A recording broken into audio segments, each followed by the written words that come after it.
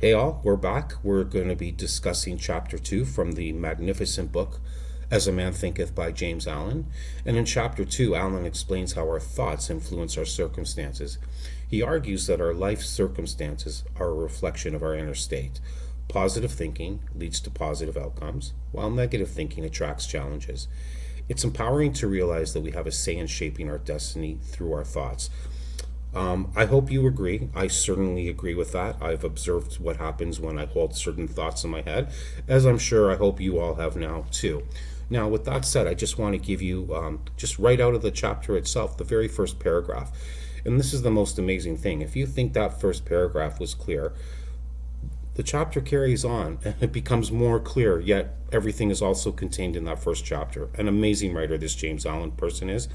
Uh, and I really encourage you to check out his stuff. But let me just get right to that then. Man's mind may be likened to a garden, which may be intelligently cultivated or allowed to run wild. But whether cultivated or neglected, it must and will bring forth. If no useful seeds are put into it, then an abundance of useless weed seeds will fall therein and will continue to produce their kind. Excuse me. So with that said, hopefully you got through that with my little cough at the end there. But going right to the point, have you ever been upset by what somebody has done or what they have said, and you're like, oh, wow, that's not cool? Now, you can engage it right away, and you'll probably find that it'll get more explosive. And then egos start to get involved, and everybody's got a stake in the game, and it gets bigger. Or you can just look at it this way. Yeah, it sucked what happened, for sure. If you're suffering, it's for really the quantity of time you're holding on how much you didn't like what happened. But the truth is, who's in charge of your thoughts? Maybe you learned something from this circumstance. Maybe you learned something about yourself, what you should do or shouldn't do in the future, especially with somebody who may have disrupted your peace. Okay, and from your point of view, why? There was no good reason for it. Do they want something more? And when you start thinking like that, that's the so-called dark rabbit hole you'll go down. Just thinking about all the what ifs. These things are just already past. The moment happened, you didn't like it, and for the length of time you hold it, I would call that suffering. Now, remember, to some extent, these moments are very revealing. They teach you things.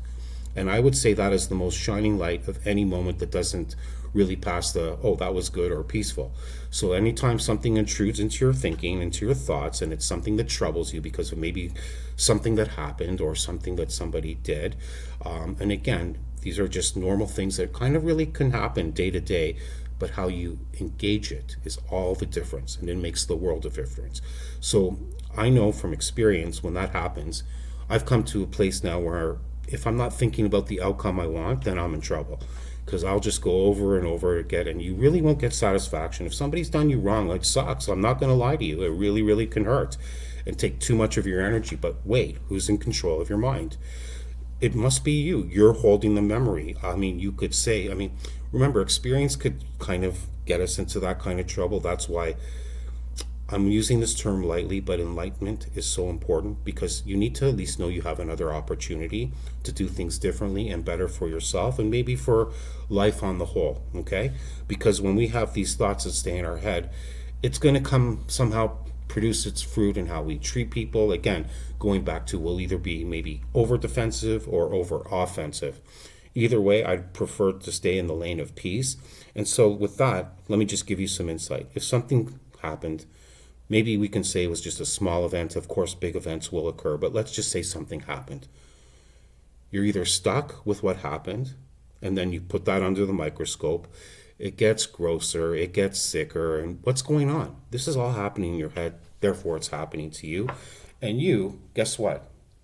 You're giving out energy. So I'm saying if something happens like that, catch yourself right away. What's the outcome you want? And then if I were to tell you this, I would say probably the first thing I'd say is I want peace.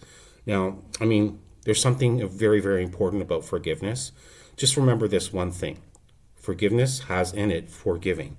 Okay, so forgiving is a pretty big thing, and I'll tell you why. Because forgiving means that you have a generosity within you. You are giving. You are forgiving. Now, I know that's not how it's applied in our modern sense of the word, but it's still massively positive, to be forgiving. Now, if you can't really get your words or your heart or your head around that concept of just letting it go, just have faith that things will carry on better for you. And if you've got a lesson to learn from it, learn from it. Sometimes these moments happen to reveal truths to you that you need to know for your better, your next steps to be better. Maybe you'll just handle yourself more accordingly with a particular type of person. This could be happening in the home or at the workplace. I'm just saying, remember, the longer you hold it, something that offended you, the longer you hold it, you will be offended. There's no doubt about it. So I'm going right away to what's the outcome you want. I hope it's peace. I hope it's a better relationship maybe with that person who, again, we're using as a theoretical example in this video. But get to the outcome, okay? And one more thing I just wanted to say, because I know I've been a part of this dilemma, and I hope none of you have it, but if you do, definitely leave some comments on it. And I'm going to give you some advice right now. If you can say you're poor, you can say you're rich, okay? Because at some point, the rich don't think they have enough, and the poor don't think they have enough.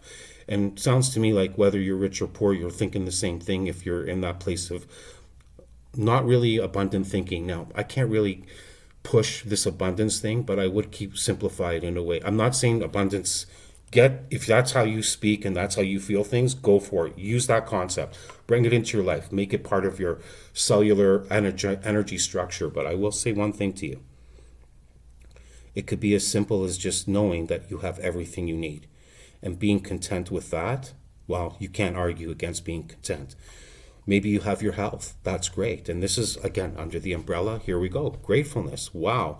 So if you have what you need, you're doing pretty good.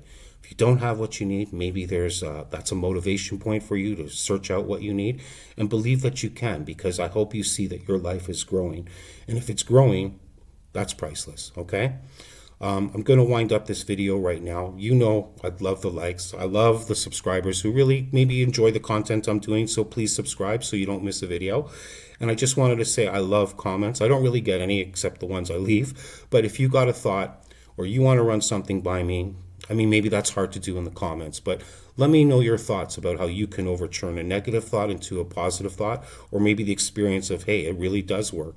I see things can change in a second if you let it. Some things are a little bit harder to change quicker, but don't give up on the outcome you want. You want to be free. You don't want to be snagged down by something that's so small that happened that maybe tripped you up for a moment or two. We only want it to be a moment or two. Learn from it. Keep on living. Keep on growing. And I'm telling you, just keep on being good, because good produces good. Just like corn will produce corn. Again, that's a reference from the James Allen book. Good will produce good. And, the opposite, being like bad or negativity, can only really foster of its own kind. Peace and love. You all have a great day. And I look forward to seeing you soon. Take care. Bye.